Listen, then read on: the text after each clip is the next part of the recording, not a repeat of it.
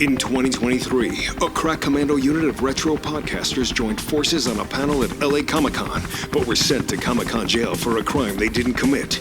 These men promptly escaped. Today, still wanted by 80s nerds, they are very easy to find. If you have an 80s nostalgia problem, if no one else can help, maybe you can hire the Night Boys.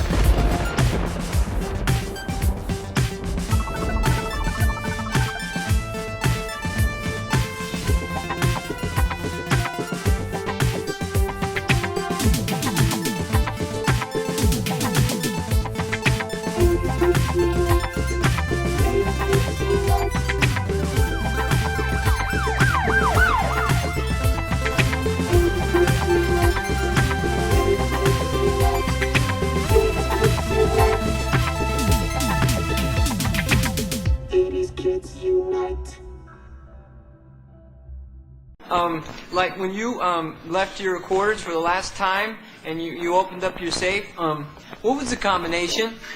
Get a life, will you, people?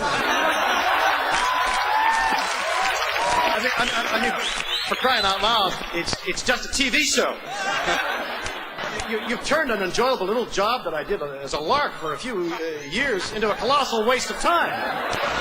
All right, it is LA Comic-Con time, the month that the 80s Kids Unite boys and ladies are going to be at LA Comic-Con at the end of September. This is the preview episode. Oh my gosh, this is the third time now I've done this, and I feel like I sound like Rob Dyrdek. Welcome to Ridiculousness. Today we're going to talk about Chanel West Coast. Anyways, it's LA Comic-Con time, 80s Kids Unite. The four of us are here. It's me, Zach, Diallo. What's going on, Diallo? Not much. Is that what's his name on Fozzie on the couch? Fozzie's on the couch. If you guys are not watching on YouTube, go watch on our YouTube channel. Subscribe to both Podcasting After Dark and $2 Late Fee. Fozzie's asleep because she knows when I'm recording. We're not going anywhere. Corey Sleazy C is here. Corey, what's happening, brother? What up? What up, as our good buddy Fern would say. And welcome back to that 80s dude, John Toma. What's happening, dude? What's up, guys? Hey, thanks for having me back. Appreciate it. Always love being here. This is really special because this is our kind of preview for LA Comic-Con. We're doing our favorite con moments of the 80s, maybe 90s, but we're not going to fact check each other in this episode. And for those that don't know, if you go to our socials by this time it should all be out. If you go to our socials, you'll see the panels that the night people are going to be on. It's going to be me, Corey, Diallo, John. It's also going to be Grace, who's been on $2 Late Fee a bunch of times. She's basically my co-host now. Max from Ready to Retro. And some other special guests. Well, one in particular, a very famous actor who has been on Podcasting After Dark and $2 Late Fee, and he's a big fan of one of the topics we're going to be covering in LA Comic-Con. Go to our Instagrams, go to our socials. You'll see it all there. All the info is in there. But we're excited because we're all going to get together for the first time. It's gonna be fun. John Toma's Corey's flying in. John Toma's driving up. It's gonna be fantastic. I don't even know why I'm doing this accent. Yeah, I was literally like wondering that. I was like, where is this going? Well, it's taking me back to He's like a New York Jewish woman from Kate and Alley era. Diallo, go ahead. Sing a bar from Kate and Alley for everybody to enjoy, please. Just when you think there's no one around who's carrying. Thank you. Long comes a friend. Locked and loaded. And things start looking fine. Oh God, I love that so much. Finish it off if you need Sometimes tears and sorrow are all the things you got. Just when you think you're all by yourself, you're not.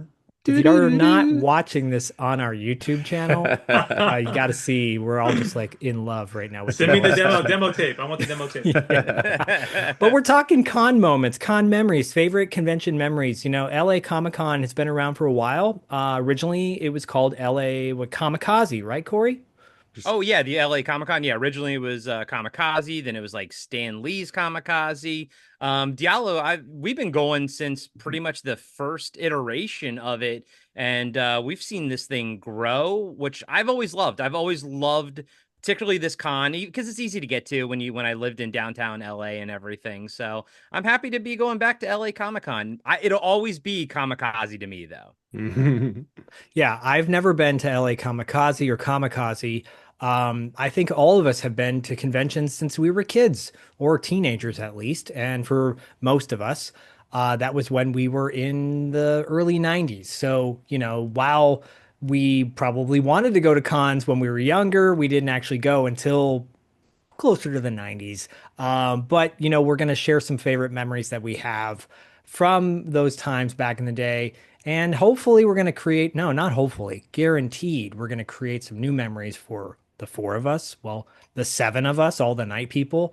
And of course, all of you who were able to attend. If you're not able to attend, too bad. Sorry. Now, if you're not able to attend, hopefully those panels that we're a part of will be a future recording as a bonus episode on Podcasting After Dark and $2 late fee, et cetera, and 80s Kids Unite, of course. But let's just jump right into it. Corey, let's start with you. Corey, back in the day, let's share some favorite convention memories. Yeah, so I've been collecting comics my entire life. My dad got me my first Superman comic, read it as a kid, and off to the races from there. But I kind of switched over to mostly reading the Dark Horse Aliens, Terminator, Predator stuff, and everything. Specifically, starting with the first Dark Horse Aliens comic that came out in 1988. I think it ran from 88 to 89. It was written by Mark Verheiden and art by Mark Nelson.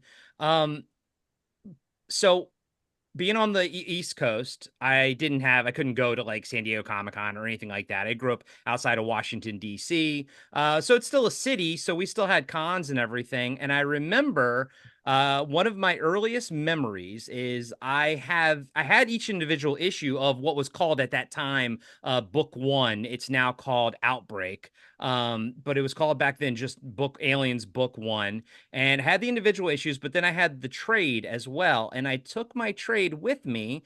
And I'm honestly, I think this might have been in 89 or 90. So it's probably 11 or 12. I think closer to 11. I took it with me because Mark Verheiden was going to be at the convention, which is remarkable because there was never anything big convention wise near us. So I don't know if he was a East Coast guy to begin with. Maybe that's why he was there. And so I had him sign it. I unfortunately don't have it on me. It's in my mom's basement back in Maryland. But I had him sign it. And I remember when I gave it to him, and I actually think Mark Nelson was there too, but he remarked to the other guy that was sitting next to him, like, "Oh, look at the color on this. Look at the printing on this." And I remember being at such a young age, and he was kind of like scoffing at it. Like he was like, "Oh, this is, it doesn't look great." I remember being at such a young age of taking that kind of personally for like no reason, like sort of whatsoever, because I had nothing to do with the printing of it. But he still signed it. He actually drew a little creature in it, not a xenomorph, but a little creature next to his name and everything, and handed it back to me. And it's really cool. Like I said, I still have it in my collection, but I also have that memory of feeling like somehow I betrayed him, like somehow I disappointed him. It's just, and Zach, as a teacher and everything, it's when you're that young, it just is what it is. And that memory's kind of burned into my head. As I got older, I kept going to cons. And after a while, my mom would drop my buddy Luke and I off and everything around 13 years old. And I remember discovering Air Cell Comics and Warlock 5 and everything like that. I have all those. That's awesome. Yeah, man. I was a big, still am. I'm a big Barry Blair fan. Big Rips. He passed away like in 2001 or something like that. So I was a big Warlock 5 fan. Everything Aircell put out, I pretty much picked up. And then to kind of round out my memories, I had my first miniseries that I collected in its entirety. My first comic book series that I collected in its entirety was a series called Haywire from DC Comics. It's kind of like a standalone thing. If you read it now, it seems like it doesn't even fit in the DC universe. But I had all 12 issues. There was 13 of them. I had all 12, and I can still remember to this day when I found the 13th issue at a con in Maryland, probably Silver Spring. And just like, I was like, oh my God, I finished it. I collected my first miniseries / run, whatever you want to call it. So those are some of the memories burned into my head. I also like would draw pictures, and they would have like little art things, like people could win, prizes for their art. And I mean, I was like 12 or 11 drawing stuff and everything, and it was fun, whatever. But as a kid, these were my memories. My mom would, as I got a little bit older, 12 or 13, my mom would drop us off there for a couple hours, and we would just walk around buying stuff and looking at comics and everything. And it was wonderful. But yep, I'm still still mad at Mark Verheiden, or whatever his name is, for shitting on my Aliens collection. But yeah, I thought you those said were it. Verhoeven at first. I know, yeah, not Mark Verhoeven. And by the way, he held up some of the comics that he was talking about. So if you're listening to this on the audio feed, go to our video and check out one of the images, which looks like a Bionicle, by the way. Oh, please don't compare Haywire Sorry. to Bionicle. I'm sorry, that helmet looked like I'm just saying Lego ripped it off, is what I'm saying. Okay. John, you said you had some of those comic books that Corey held up. I've got the entire Warlock series, and I used to collect, like Corey, I used to collect Terminator books and Alien books. I was just so into that universe. I was never like 100% into like the superhero comics. I did read a few, like ASM, Amazing Spider-Man, Batman books and things like that, but I wasn't into like a lot of the other stuff. I mainly read independent books. Dark Horse, I love Dark Horse books. I really liked DC's Vertigo line. The early stuff. I have a ton of that. In fact, I'll kind of take you for a quick tour. You mind? Please, Anybody please. who's listening, you might want to check out the YouTube video. And so this is, I was just showing you guys this thing earlier, which is the first issue of this. Now, this is the 91, or this is the 1990 issue. I'm trying to adjust the camera, of Terminator. There are earlier versions. I've got that entire set. In fact, John, do you have the Now Comics Terminator stuff? I do. I have all of them. Yeah. Do you remember the Alex Ross Burning Earth series? Oh yeah, man. Oh yeah. In fact, I'm just taking you in here, just kind of at some of my PC, just a few of my PC books there. They're in the green. But here, I was just saying, I was also into. I'll show you over here. I was also into a lot of the Predator books. Yeah. Right. Yeah. So it's one of my favorite characters, obviously one of my greatest films of all time, 1987, Predator. But I collected a lot of that stuff. I'm trying to see if I can pull out all of the early Now comics. I put them in here somewhere, but probably should have been prepared for this. No, it's okay. Perfect timing that John is pulling out that Predator comic, because someone connected to Predator will be one of our guests at LA Comic Con. That's right. September. That's right. And yeah, so I did that. I'll tell you, here's some Now. What is this? I've got the entire series. Yep, I have that issue. Yep. Of the Terminator. Look at all those books in there, right Beautiful. in here. All in minty, super minty condition. But anyway, so we'll have to do another like comic book thing down the line where I can be a lot more prepared with a lot of the comics that I have. But I've actually been. It's funny we're doing this Comic-Con one, because I've actually been trying to taper my comic book collection down. I've got like 5,000 books.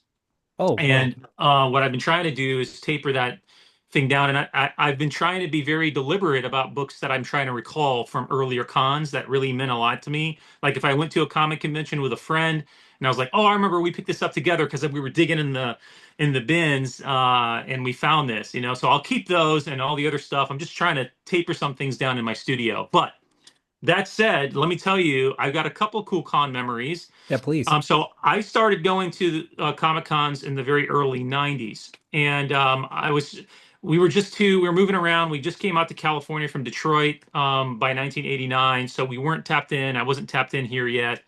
And I didn't really hit the ground running until early 90s with my best friend. And what we would do is, the way we would go to con is we would save up for it. And we just have like a milk carton. And we would like tear a little slot in it, and we would put coins in them. And we would just fill as many of those up, the gallon ones, till the next year. And then we would go and turn those in for dollar bills, right? Awesome. To go to the con. And that graduated into this, and I've had this ever since I was a kid, ever since those days. But we decided we were way more mature to just use milk cartons. So my buddy bought me this Batman Superman Oh my bank. God, I remember So that. Wow. listen to this. There's It still is money in packed. there. So we joke around, and I'm like, how full is your piggy bank? And so we save up cow money. Nowadays we play with big boy dollars, though. You know what I'm saying? So Yeah, Monopoly, yeah, son. that's right, Monopoly money. But all right, so I won't talk too much. I want to tell you one other thing. One big experience. Well, first of all, I've gotten to meet a lot of folks at Comic-Con. Lou Ferrigno. I got a few photos with well-known actors and actresses. But one of them, she's she was in a movie with she was in the movie with Mark Wahlberg and Will Ferrell. What's her name? Yeah, Eva Ava Mendes? Mendes. She's Ava my Mendes. yeah, So she's my guiding star, my shining light. all right, so bring this back in. All right, so here it is. Eva Mendes. I met her at Comic-Con in San Diego. One of the best, coolest persons. She actually chatted with me for several. I was like, man, there's like a lot of people trying to meet this lady, but we were chatting because at the time I was working on a comic book. I had hired an artist, and I was trying to break into the comic book industry. So I've always had this drive to publish work. In fact, it's funny we're doing this too, and I wish I had this um, a little closer to me, so I don't have to keep coming up. But I found this the other day. I was going through some of my storage stuff, but this is book 2. This is the entire script of one of the comics I had been working on. Cool. Called The Rude? And The Rude, yeah. I used to own the website, all that. I let it go over the years because I was like, I'm moving on. I'm going to work on some other projects. But anyway, so what's interesting to that is leads me to this kind of experience of I ran into J. Michael Straczynski. You guys know who that is? Oh yeah. Do yeah. I? Yeah. So Babylon Heard of him. 5, he's written like the guy is an absolute like workhorse of comics and film and TV and stuff like that. But I ran into him once. I ran into so this is kind of funny. I'll get to J. Michael Straczynski real quick, but I want to tell you I did meet Captain Kirk, all right, at Comic-Con, just total civilian style, walking around, bumped into him. And I got to shake his hand. It was an awesome experience. He didn't tell you to get a life? To meet the chat. No, People get he was so lost. cool. He's short, but he's super cool. And so, but what's funny is his book. When I published my book, when my book was on Amazon, his book was only like 2 books away. We were like competing for the Amazon wow. bestseller. Was Yeah. it his Tech War? That Tech War, is that the era? Or was No, that it's a more recent one. Okay. Yeah. So anyway, but that being said, Competing with Nostalgic Nation? competing with Nostalgia Nation. Yeah. Cool. So anyway, I wish I'd met him at that time and I'd published my book. I'd been like, hey man, our books are like head to head. Hope Right. hope you do well. But anyway, in like 2009 or something, I ran into J. Michael Straczynski on the second floor of San Diego Comic-Con.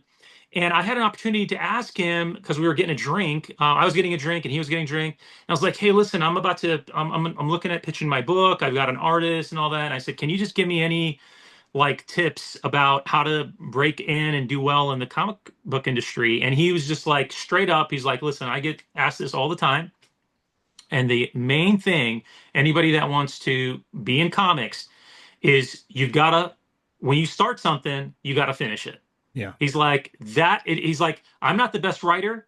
He's like, I don't tell the greatest stories. He's like, "But every time I work on something, I finish it and I turn it in on time."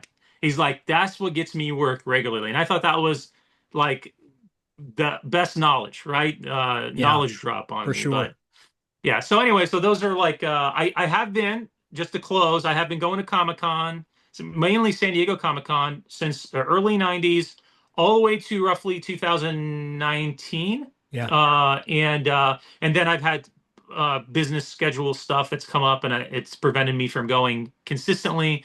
But I'm hoping to be there next year for our whole nostalgia get together. Yeah, that's a guarantee. What great advice Straczynski gave you.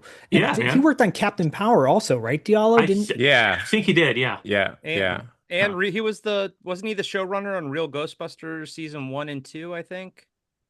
He wrote, I don't know if he was a showrunner, but he wrote one of those, like the better episodes that Yeah, yeah, The yeah, yeah. Collect Call to Cthulhu and stuff like that. I think that Yeah. was Okay, him. okay, yeah. So Diallo, as a comic book writer as well, do you think that's good advice that Straczynski gave?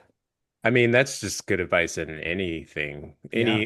any creative endeavor. You know, I as artists especially get kind of have a rap for being flaky, and the ones that actually are successful are the ones that finish, even if they're not the best. I've noticed, like when you look at comic books, it's like, oh, that artist, he's okay, but he's like he actually will finish his work, as opposed to some artists that are incredible, but you know, Art Adams was one. I really loved his art, but he just took too long to do some books. So he still made it. He still, but it's like there's some people that just take a little bit longer and they don't get as much work because you need to crank it out for that business. So, Yeah, yeah, and Diallo, for everyone that's wondering, Diallo's had some really cool panels at LA Comic Con in the past, and of course he'll be with us all weekend long, the last weekend of September at LA Comic Con.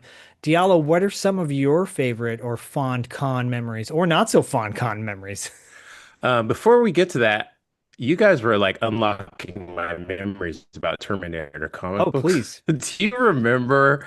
Because I haven't thought about this since like maybe I read it, and I really love this. There was like a Terminator comic. I feel like it was like Matt Wagner did the art, and it was like set in San Yeah, Francisco, yeah, yeah. and That's the Dark Horse it was ones. like he went to the wrong Sarah Connor Yeah, or something like that. yeah, yeah. That's pretty much the first run. I think Wagner did the first run of it, and they because they kind of even though they were kind of standalone arcs and everything, they had characters that kind of went through them the entire way. So yeah, Uh-huh. and it was all in San Francisco, and they kind of Yeah. yeah, that was all the first Dark Horse run and everything, and it's so good. I love it. I Okay. mean, for me, like with the Dark Horse stuff, my head canon is Hmm. Aliens, then the Dark Horse comics, Terminator 2, then the Dark Horse comics. So yeah, Yeah. dude, all that stuff was great. And then going back to the Now stuff, rereading the Now Terminator stuff, I don't love it as much. Art wise, it's okay. I appreciate what they were trying to do, but the Alex Ross Burning Earth series Hmm. is so good that I probably reread it once a year. It Wow. holds up well. The art is Alex Ross, so it's absolutely amazing, and Hmm. it's all future story. It's an entire story about John Connor Hmm. taking on Skynet, and it's all painted by Alex Ross and Hmm. everything. And Oh, cool. there's a big backstory about his falling out with Now Comics because of Hmm. it and everything. Anyways, Diallo, I'm sorry to sorry to have usurped your time here. No, no, no. I'm like I'm totally into this. I'm like it's totally like I said. It's like, oh, wait a minute. I really loved that. It was like next level like comic book writing. That particular story. I remember loving it. And I think Wagner did the first arc of the Predator comic as well. I was Hmm. a big Wagner fan. I want to give the writer some credit. His name is Ron Fortier. He worked on the Green Hornet series in comics before he worked on that Terminator series. So he was the writer. He worked on so many comics before that. Popeye, Street Fighter Ocean comics in 1985. He was Scare Tales by Charlton Comics. He's worked on a lot of stuff. The Incredible Hulk in 1993. Megaton, which is the special that Savage Dragon, you know, but he's done a lot of work. I still have my first 100 issues of Savage Dragon. I was a Oh big yeah, Nice. Eric Larson fan. Nice. that's awesome, That man. I was it love was Eric. like one of the best books, man. I remember when they Yeah, came out. Like that was the one like, That was the only the one that was consistent. yeah, I was like, going back to that. But I mean, I've always loved Eric Larson's me art, too. but yeah, Okay. he was the only one that kept coming out. And there was other. I remember the Pit. Like I really loved what's his Oh name, yeah. Dale Keown. Keown. I don't know how you Yeah, pronounce his Dale last name. Keown, yeah. But it was like he like it just did. I mean, I remember it was like almost a year before issue number 2 came out, and it was Yeah. like, and it just felt like it was like 4 panels, 4 pages, and then the rest was ads. Oh man. Yeah, and then over in what was his name? He did I think Wetworks. What was his name? The Oh, artist. Willis. Yeah, Tartesio. Will's Yeah, yeah. Partagio. Yeah, Yeah. yeah, he was another one. It was like, oh man, but I think he had some family stuff going on. That was why I he. think he had family stuff, and I'm trying to verify, but I remember hearing back in the day that Dale Keown went to jail for a short period, like not for like Oh, killing anybody or something, but like yeah. I think that's what kind of made the pit sort of stop. And that also could have been an urban legend that I heard, Uh-huh. Yeah. Let's just put it out there though. Right. No, I Yeah, let's put it know. out there. Yeah, I $2 late apologize fee. if that's wrong. Breaking. Well, you know But what's funny? Yeah. I always thought that since they made Invincible into this amazing Prime cartoon, I always thought that Savage Dragon should have something like that because I Yeah. feel like it works in that. Now I know there was a was cartoon. it? Yeah, I was about to say it was a cartoon for a There was a second, wasn't cartoon, it? but it wasn't that great. It was Yeah. on Oh, it Fox sucks. Kids or something, Yeah. right? Yeah. Yeah. Yeah, I feel like there needs to be that world like taken More into a serious, more mature. mature. Yeah. Yeah. So Yeah. hopefully that Absolutely. happens. I'm still Yeah. waiting for a flaming carrot cartoon. I don't know if we'll ever get that. But, Oh, you guys That's a are. deep indie cut right there. Yeah, But good thanks. job. That's a Good deep job. cut. I appreciate sure. it. And before Diallo, you talk about your con memories. I think it's Poor perfect that Diallo. we're talking about all these I'm comic just book. here. Whatever. I think it's perfect that we're talking about all these comic book references because Comic-Con used to be just about comics mostly, and now it's developed and turned into a pop culture phenomenon is for what it is. And so, you're also unlocking a lot of core memories with me as well. The Blackthorn comic book series that put out all those 3D adaptations of movies like Rambo, I think they did one of, or Rambo 3 or something. Anyways, that's in the 80s. We will definitely cover a comic book centric episode down the road. But Diallo, like besides the memories that are unlocked, what are your fond con memories from back in the day? So I only went to one con in the 80s, and it was in, San Francisco. It was like on the peninsula somewhere, like Foster City or San Mateo or something. And it was at this hotel, and I remember going in and walking in with my friend, and some guy was like, "Where are your passes?" And that's my memory of my first con. It was like, why, like, it was like, and I remember everybody in the little ballroom stopped and looked at us, and it was just like, dude, why are you picking on us? It's like, Record scratching. yeah, yeah. It's like, what? It's so random. Anyway, and then I also remember, I think I brought this up in the last thing we recorded because we're talking about aliens or something. My friend got the aliens bootleg at that con, and it was like a Yes. big deal. Like, it was like the biggest deal. And I remember him like I think he paid like 35 bucks for it, which like now, like in 1980 dollars, it's like about 2,000 bucks for it or something. Something like that. Yeah, with tariffs included. So Yeah. But yeah, I don't, I went to the con. I probably bought some back issues, but I did, that I didn't really start going to cons like semi regularly until like 2000. That was the first time I went to San Diego Comic-Con. So, um, never really, I don't have a lot of con experiences. no, but you when you said you went to a con in the 80s in the Bay Area, a part of me was like, are you going to mention the one that I went to back in the day? Because it started triggering this memory. It was a Star Trek convention that I went to. Oh, yeah, you mentioned that. Yeah, I didn't it wasn't I've never gone to a con that was like for a specific like Yeah. property. It's always just been big. I'm like the biggest Star Trek fan, but you wouldn't catch me at one of those actually. Well, it's probably a good thing you didn't go to this one because it was not that eventful. Starlog, which owned Fangoria and all the other magazines back in the day, put on the conventions. Then it became Creation Entertainment, and after they kind of forged together. And I went to a slew of Fangoria conventions back in the day. Go back to old like podcasting after dark episodes where I basically talk about my love of Fangoria conventions. That's where I met Tony Timpone, the editor of Fangoria magazine, who has been on the show. Really great guy. But Creation would sometimes give you free tickets to go to other cons because those cons weren't doing so well. And I remember getting a free pass to a Star Trek convention at Nob Hill Plaza, I think, in San Francisco. And with the hope that even though it was a Star Trek centered convention, they would have Doctor Who merchandise there.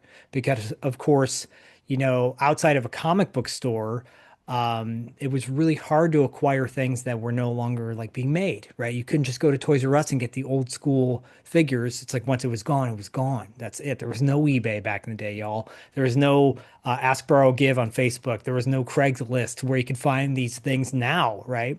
Or antique stores were different back then too. They actually sold antiques. So if the Doctor Who toys that I cherished, this company called Doppel put them out, Dapol. If those were like non-existent, the only way you could find them is at going to conventions, right, where people would sell that stuff. So I was going hoping for that, and I remember walking into the main area to get my badge and seeing this guy in a Starfleet uniform for the Next Generation chasing around a Klingon. The Klingon was, pretty big dude, and they were chasing each other around on the vinyl floor or whatever, linoleum floor, and suddenly, there's yelling at each other, "Get back here!" and the Klingons yelling Klingon, and suddenly you hear this smack on the ground, and I turn around, and the Klingon is face planted on the ground. Letting out this yelp because he Oh no. got the wind knocked out of him. And my brother and I, because we went to all the cons together, I mean, you did what kids did in the 80s did. You just laughed at him, and so, and then of course the guy in the Starfleet uniform goes, "I win." And I'm like, "Oh, do you though? Do you really win?" Bunch check on your buddy. But they had like Brent Spiner there and Marina Sirtis and Sirtis, sorry. And gosh, Michael Dorn there. Yeah. And it was cool. Like it was a different time. Going to these conventions back in the 80s and the 90s, you could approach people. Like you said, John, Totally. you could approach Totally. Eva Mendes and like talk to her, and it wasn't a big deal. But now it's a different thing. And autographs were cheaper too. It was like $5 for an autograph, $10, whatever. We didn't have iPhones back then, so you couldn't take a million photos. But if you took a picture, they wouldn't even charge you. Yeah, dude, Peter Mayhew, rest in peace. He was doing autographs way back in the day, and you can get one. I remember like plotting out how much he was charging from like year to year. And it was like $5, $7, $10, $15. It was like going up like every couple years it would go up, right? But yeah, man, you could not only could you get autographs and talk to some of these folks, you also, like you said, you could actually buy comic books. Right. And one of the best Comic Con memories I've had, or convention memories, is actually going to smaller conventions like CalCon in Orange County or something like that. And I just randomly got invited to one of these and went with a buddy. And I ended up picking up like the entire run of Usagi Yojimbo. In comic books, like minty condition. I picked up several Dell books. I bought a couple Zorro books that I wanted, and back then you could be really eclectic with your collection because you could actually afford these books. You could go to a convention and have $200 in your pocket, just cash. Yeah. And you could buy pretty much everything you wanted, like within reason, right? But like most of the stuff you wanted, you could buy it without going tangentially into like toys or like other things. Right. And those were the days, man. And now I was just at Del Mar Fairgrounds, and I went to Rocket Con, which is a good offshoot show. Right before Comic Con a few months, I did a video on it, and it's all it is become. And no knock on them. I mean, it's great. There were some comic vendors there, but it's mainly vintage toys. Yeah. And which I love. I love vintage toys, but I wouldn't call myself a vintage toy collector. And I started with like non-sports cards, sports cards, and comic books. Those were the main things I collected for years. And then suddenly they started disappearing. And now you got to be a specialist. I've got to go to sports card show to see sports cards only, right?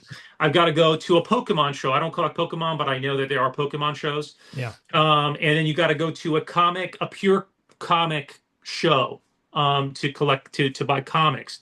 Otherwise, you're at risk of going to a show and maybe seeing 2 or 3 vendors max. No more dollar bins, 50-cent bins, any of that. Now they've become $5 or $10 bins for the most part. Yeah. Yeah, man, just the fondest memories I had is digging through bins with my friends and trying to find a few gems here and there, walking away and going, dude, look what I got. I found the following things, or I was able to complete a full set, my full set of Silver Surfer. Yeah, that was always the goal, was trying to complete sets. I mean, yeah, John, like, if I didn't express it earlier, the cons that I was going to, they were just guys, all guys. There's no ladies there. Just guys with long boxes. Like, that was it. Just long boxes as far as the eye can see. Yeah. Everyone had a table with long boxes, and there were no toys. Like, maybe there was one person with toys set up. And at the time, I mean, those, late 80s, early 90s, those toys were like 60s and 70s. I didn't care about them. I was just there to find comic books. I was just there to complete runs. The first series that I mentioned Haywire, that was the first series I ever finished, but the first character I ever collected was Punisher. And like, I had the first like 20 issues, and, I would go and I would find like an issue to fill in the gaps type of thing. But that was it. I was just there for comics. And then later on, it just pretty much became strictly Air Cell comics. Anything by Barry Blair, I would read. A lot of adult comics, by Barry Blair and stuff like that Air Cell would put out. But yeah, John, it was just long boxes as far as the eye can see. And that's what my mom's basement looks like now. I have like freaking 20 long boxes down there that, one day I'm going to have to figure out what to do with. But I think you all might agree that we need to have Corey wear a t-shirt at LA Comic-Con that says, "I'm here for the comics and the long boxes." I'm here for the adult comics. I thought he was going to say, "I'm here for the comics and the ladies." Yeah. And you're all out of ladies. And you're all I actually just had a best con memory, and it's super recent because it was just last year, but it was at LA Comic-Con, so I think it's relevant. Please. And it actually has to do with actually getting a comic book. So I, way back in the day, I was really into, this is actually why I stopped collecting comic books. I was collecting Justice. I don't even remember. It's like a DC, and it was like Alex Rossi kind of. It was someone else drew the pencils, but he did the colors. He painted it. It was actually a great merging of art styles. Yeah. And it was like one of my favorite things at the time. And it was like kind of like I had kind of stopped not collecting, but I kind of was getting right back into it. There's a lot of books I was really into, like Birds of Prey. And then over in DC, or over in Marvel, I was into a bunch of books. And anyway, in both companies had like these big crossovers at the time. So in Marvel, it was Civil War, and DC was like Final Crisis or something like that. I can't remember. Identity Crisis, something like that. Anyways, both of them just killed my, like, those crossovers like got in the way of like these story arcs that I was really into. And I was just like, you know what? I'm done collecting comic books. I don't want to invest time in stuff that like just goes nowhere, right? So that was really the last time I collected them. But I was in the middle of like getting Justice, and it didn't get disrupted, but I just stopped collecting them. So I never got the last issue. So I was at LA Comic Con last year, and Jim Kruger was set up, and I had met him. And I known him from some events that I've gone to. And then I walked up to him and I was like, "Hey, what's going on?" Blah blah blah. And he had like, I was telling him, I was like, you know what, like, one of the last really good memories of a book that I had, and it's one of my all-time favorites, was Justice. But I was like, I never finished it. And we were kind of talking. I started to walk away. He's like, "Hey, come over here. You know what?" And he pulled out the last issue and signed it and gave it to me without me even asking for it. Yeah. So it was, that was like actually my, like it was, I think that was like one of my best, like, and it had to do with a comic book. It had nothing to do with like anything else, but it was really nice. It was like one of the sweetest things that's ever happened. I almost didn't want to take it because,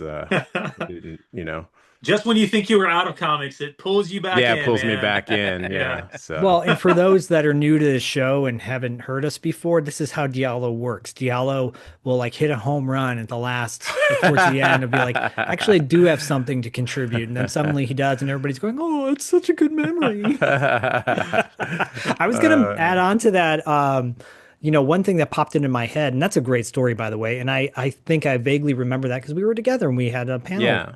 Traveling to conventions. I remember going to so many Fangoria conventions back in the day with my brother Eric, and traveling down to Burbank from San Jose, or traveling down to Pasadena, going to Pasadena and going, "This is a really cool city," and never experiencing Los Angeles County area before until yeah, I would go to these conventions. It would give me an excuse to go to these different places. And I will just tag on one little fun memory for our, older or no, our younger kids who probably don't remember the craze of Blair Witch Project when it came out. But we had rented a car at Pasadena Fangoria convention back in the day. And when we came out to our car, there were videotapes on some of the cars, and they weren't labeled. And there was a videotape on our car. We went back to our hotel room, we had a VCR there. Depending on the kind of hotel you went to, some were already pre-stocked. But put the tape in the VCR, and it was clips from the Blair Witch Project. And it was a promo video for the Blair Witch. I wish I still had it. It was so cool. It was so creepy because it was so eerie, It was just like, and everything around us was quiet. And I remember how much that movie terrified me, that whole craze back in the day. But those Fangoria conventions were really special to me. And, John, you mentioned like smaller cons. And I think have in the past mentioned like Scott Zillner, who's a friend of ours who does a lot of shows. He does a Power Morphicon. He does one that's cartoon centric. He does Pasadena Comic-Con, obviously, that we've attended and done panels at, which is great. And I recommend that people seek out those smaller ones. There was a time when people were saying cons are dead. There's only LA, San Diego Comic-Con. That's it. Well, they're not. They're back. And there may not be a Xena convention anymore. There may not be a Star Trek Voyager or a Farscape one like I mentioned the other day. But they have those people there at those cons, and some of them are not charging an arm and a leg for an autograph or a photo. And if there's somebody that you really admire, I hope it's a positive experience for you versus the person you admire and then having the jar next to them where you put the money and they push the jar towards you as you're talking to them. Not that that's ever happened. Honest to God, dude, you nailed it. I of all the shows I've been to over the last 30 something years, the great majority of these folks are the nicest folks you will ever meet. They're so good. They will treat you with kindness and respect and just are so interested in hearing your story and how you relate to that. And a lot of times it's not the monetary thing. It's just kind of a necessity because that's how kind of they earn their living and kind of like going on to these tours, these convention tours. So that's understandable. But for the most part, the majority of them just love the interaction with the fans and things like that. And I love it. I love seeing these folks. When I was at RocketCon, there were folks I'd never even known. And it just that's also like testament of you getting older because there's some things that you just missed and you're like, wow, I don't even know who that is. Yeah. But they sometimes I will walk around in those areas where they're doing the signings and just listen to some of the conversations because I'm kind of wired that way. And I might be shooting a little bit of B-roll or something. And some of the stuff I hear are just like, wow, this is kind of a cool story. And I wish I could showcase it on my own thing. But I'm like, that's kind of a private thing between them and the creator. And I can't tell you how many cool things I heard in conversation with Kevin Eastman. For example, he was there. He's the guest of honor and fans. And that line was super long and people were patient and he was patient. In fact, it's funny because we went to the restroom at the same time. I'm just going to share this because I didn't tell anybody, but he was like 2 urinals away from me, and I was just like, should I say something to Kevin Eastman at the urinal? I know the unwritten law of being at the urinal, you don't say anything to anybody, right?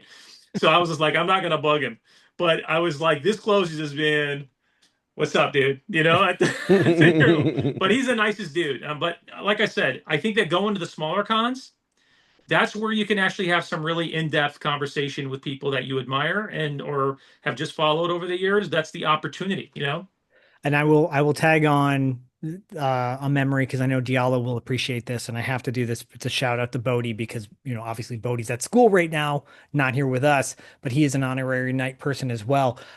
Taking him to PowerCon back in the day, which is I think it's in Ohio now, but it used to be close to Diallo and I was in Torrance and very intimate. And that's when Bodie's first experience going to conventions, and he dressed up like He-Man. If you go to my personal page, you can find images on there. And we're in the Toys That Made Us episode about He-Man and the Masters of the Universe. And this ties in with 80s Kids Unite because You had all the actors, the voice actors, sans the guy who did the voice for He-Man there, meeting people. They had the He-Man 2000 cast there. The guy who played Orko, who's sadly no longer with us. He was the MC of the costume contest and had some really great moments with Bodhi on stage. Diallo knows all about this because we were there. It was just like, it was phenomenal to see that kind of warmth and positivity. And a guy gave us a hand-drawn sketch from one of the He-Man cartoons to Bodhi because he thought it was so cool. I'm like, Bodhi, this is so special. And he was like 4 at the time. He didn't know what it was all about. But it's mounted on our wall, because it was special. Anyways, I think these are the moments we're talking about. And if you've had negative moments, we've all had negative moments at these things. If you go to enough things in your lifetime, you're going to have some moments where you're like, oh, that sucked. But I can tell you this. If you come to LA Comic-Con, end of September, Saturday is the day we're doing our panels. We're doing 2 panels. Go to LA Comic-Con's website and look up 80s Kids Unite, and you'll see where we're listed. You'll see who's on the panel. Go to our socials, and you'll see that. Go to our socials anyways, and just, give us a subscribe or like or whatever. You'll see what we're doing. And I can tell you this. What you're going to get out of our panels is some nostalgic joy. That's what this show is all about. It's just doing some positive things for all y'all. And we're going to have some meet and greets afterwards at the Geekscape booth on the main floor. John's going to be selling his book there, Nostalgia Nation. And our other guest will be there as well. Diallo hopefully will bring some comic books along with him too. And we're going to have a good time. We're going to have some 80s Kids Unite stickers in that gem style logo. So if you see us, and you talk to us and actually have a conversation with us, we'll give you a sticker. And we're going to have a good time. I had a great time with you guys today. We can continue this on, but we'll continue it on at LA Comic-Con. Yeah, I think we'll be talking a lot about comic books there, John. We're going to talk a lot about the old stuff. Yeah. Hey, you know who has a good time every time he comes to any convention is Sam Jones, because he always recognizes me. You know what, Diallo? It's funny you say that because Sam Jones, who's been on the show, might be back later this year. So stay tuned for that on $2 late fee. When I went online with him initially, and I had him on $2 late fee, he's like, we met at Pasadena Comic-Con, right? And I go, yeah, you were there with your friend. And I go, yeah, Diallo. He's like, yeah. He's like, I was in the middle of a conversation and I turned to see if you guys were there and you were gone. And I thought, oh, I hope they're not upset with me because, I didn't mean to just blow you guys off. Sam Jones, if you haven't seen Life After Flash, and that's a good glimpse into what convention life is for some of these actors. Yeah. Very fascinating documentary. But it was awesome at Pasadena Comic-Con because I've heard Diallo tell this stories. Like every time I go, you always say that, Frost. You always say, I got a bad feeling about this drop. And every time we go, and then it happened. It happened right in front of my eyes. I saw him look at Diallo, and he's like, "Hey!" And I was like, I think I nudged Zach. I was like, "It's happening." and John just showed a picture of Lisa Downs and him. This is Lisa Downs. She came to my studio, and we did. I'm going to be in that Life After the Goonies documentary, and that comes out next year. And she is also the person who wrote the foreword in my book.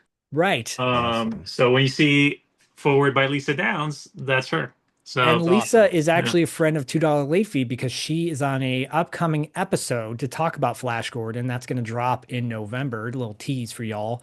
And Rick Bakewell, who is Lisa's cameraman and I believe editor of that Goonies doc, he was on the show to talk about the Goonies doc back in the day. So there's this whole nostalgic community that we have for together. Sure. It's all good people. I highly encourage y'all to watch Life After Flash. It's fascinating. Good. It's really very good. And I saw Sam Jones actually at RocketCon.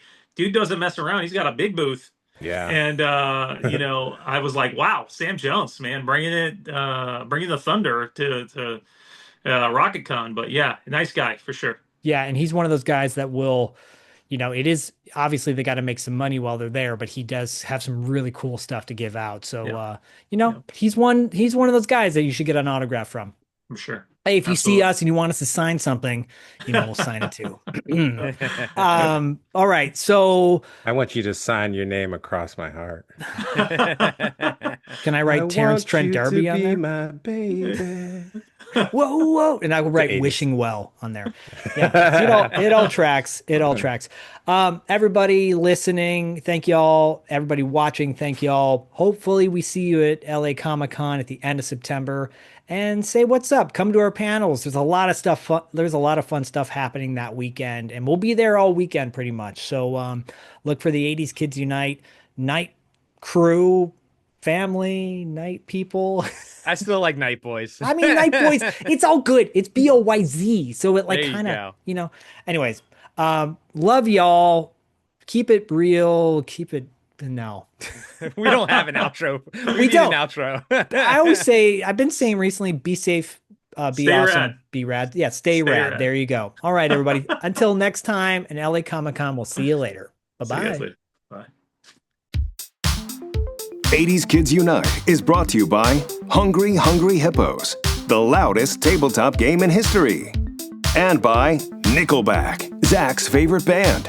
If you'd like to suggest topics for this show, go to the Patreon of either $2 late fee or Podcasting After Dark, or both. All links are in the show notes. We love you. Oh, listen, I just wanted to say goodbye and remind you that the good guys always win, even in the 80s.